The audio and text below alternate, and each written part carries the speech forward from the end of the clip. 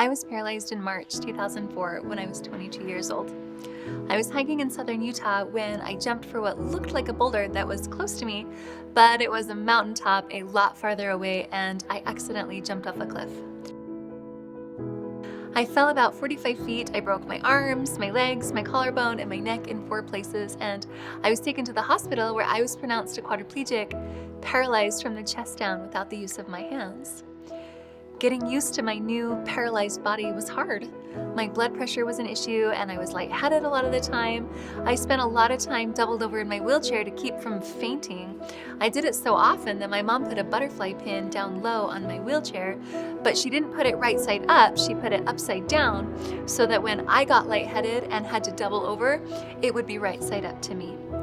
On a particularly discouraging day, I was doubled over in my wheelchair, looking at that pin of the butterfly, and I started to think about butterflies.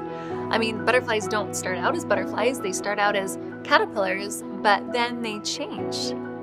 Are they okay with this change? I don't know. But I did a little research on butterflies, and I found out that they actually can't fly right away. Their wings are wet from the cocoon, and they just lay there waiting for their bodies to pump enough blood into their wings so that they can flap them, dry off, and ultimately take off. And as I thought about butterflies, I thought, that's me. In my wheelchair, I felt like a wet-wing, flightless butterfly. I'd gone through a change, and as much as I loved being a caterpillar, there was no going back.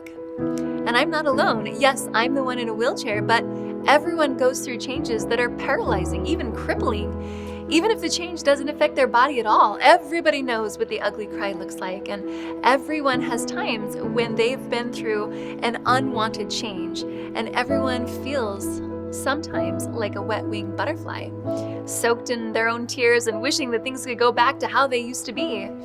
In times like this, I think we just don't know what to do to put our lives back into focus. We don't know how to dry our tears and take flight in this new life. And me too. After I was paralyzed, I didn't know how to make sense of this change or even accept it. But out of desperation for something, just anything to do, I began volunteering at a nearby elementary school. I would sit there in my wheelchair outside a classroom and listen as kids read their library books to me. Albert Einstein said that a person starts to live when he can live outside himself, and from this tiny little act of service, that's exactly what happened to me. As I took the focus off myself and put it onto these elementary school kids, my life came into focus. I could feel my wings flutter, and they dried off, and I took flight in my new life. I joined the wheelchair rugby team. I graduated from college. I got married. I had kids. I began sharing my story with others. A year later, I competed at the National Miss Wheelchair America pageant in New York with my platform, Creating a New Reality Through Service.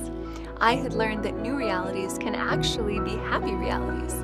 At the Miss Wheelchair America pageant, I won the Spirit Award, and they presented me a little gift on stage. It was a little box, and when I opened it, I saw a pin of a butterfly.